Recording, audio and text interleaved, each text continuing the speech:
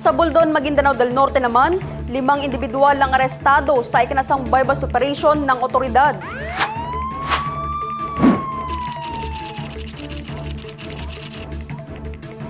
Kinilala ang 4 na mga naaresto sa alias na Kupak, 38 years old, Lek, 39 years old, Lupez, 37 years old, at alias Pakbol.